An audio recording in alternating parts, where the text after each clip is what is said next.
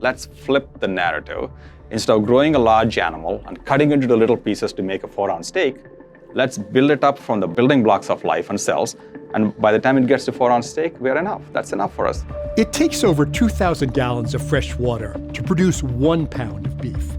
Taking into account the amount of meat consumed globally, it's estimated that meat production requires billions of gallons of water every day. According to a report by the United Nations, livestock production is responsible for around 14.5% of global greenhouse gas emissions. Enter Dr. Uma Valeti. The number of animals we have to grow to feed 7.5 billion to 8 billion people, it's already 70 plus billion animals right now. A year. A year. So in a matter of 10 years, that is 7 trillion animals. And the demand for meat is almost doubling in the next 30 years. We just cannot have enough animals on the planet for the resources and the water. And that's really where we come in as Upside Foods. The idea of growing meat from animal cells. The lifetime of a cow is 25 years. But by the time it gets to 2 years, it gets to full weight. That's when you slaughter the cow to get beef. We could do beef production in somewhere between 2 to 4 weeks. At every stage, it is so much better, cheaper, faster, more traceable. We need less resources, there's less greenhouse gas emissions in order to produce it than what we need to do to get conventional meat to the table. Dr. Valeti, born in Vijayawada, India, was raised by a physics teacher and a veterinarian, which instilled in him not only a love for science, but a deep sense of empathy for animals. When I was a 12-year-old, I went to a birthday party of my friend, and in the front of the house, we were celebrating his birthday, and in the back of the house is where they were slaughtering the animals to feed the people in the front. And it was a moment of intense turmoil for my mind as a kid. And then I went to medical school. I was in charge of running our cafeteria for our medical students. And I went to the market with our chefs to procure the meat.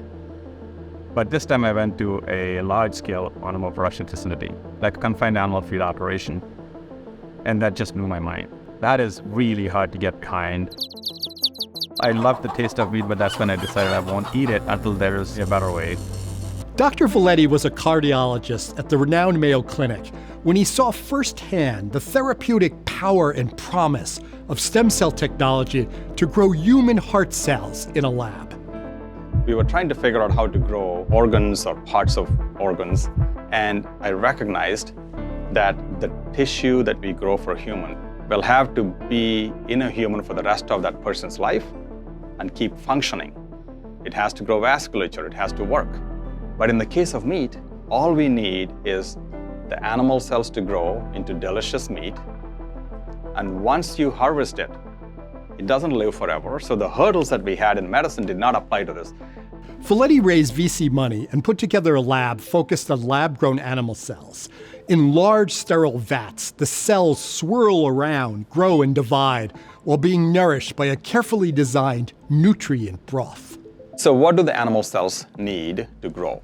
It is very similar to what a baby calf or a chick that is growing needs to grow into an adult animal.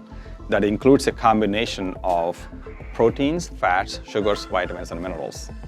And then there's oxygen, which is critical for the life of an animal. It's breathing air, and we're giving the animal cells oxygen.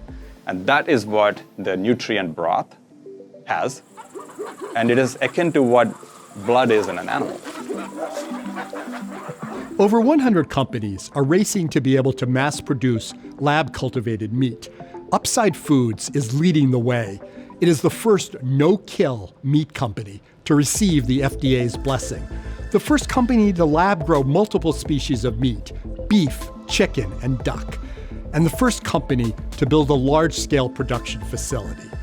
Upside Foods has raised over $600 million from Richard Branson, Bill Gates, SoftBank, Tyson Foods, Whole Foods, and other investors. In 2019, Foreign Policy magazine named Uma Valeti a global thinker of the decade. To sell cultivated meat to the public, Upside now needs USDA approval of its production facility. The idea is to detach meat production from the animal, because for the history of humanity, we've always thought meat comes from an animal, and you have to kill an animal to get meat. Right. Otherwise, you don't get meat. You have to become a vegan or a vegetarian and eat a meat alternative. The idea here is you can get meat from an animal cell. It is the same meat, but you can preserve the choice of eating the meat you love, but you can also preserve life. All right, this is the true test. This is it. First, we just have to examine it to see Yes. if you can visually tell. Well, no, I couldn't even tell if there's a difference. It's good. Yeah. It should be chewy, Mm-hmm. and the fiber should get caught in your teeth. That's what real meat is. Instead of putting the next 70 billion animals on the planet, can we do a significant portion of that with cultivated meat? And still, people that are raising animals can still have those without having the burden of doubling their production. And at some point, the consumer is going to choose, maybe it will be 10 years from now, 20 years from now, saying that, do I want meat from an animal that is raised on the hoof and slaughtered? Or do I want to have the same meat that is coming from an animal cell and pick that as my preferred choice? That's a choice a consumer may have a few decades from now, and we're getting ready for that future. But if the work doesn't start now, we'll look back 20 years from now and really regret not investing in an opportunity to put and preserve meat on the table for the future generations. I'm Dr. Uma Valeti. I'm the CEO and founder of Upside Foods.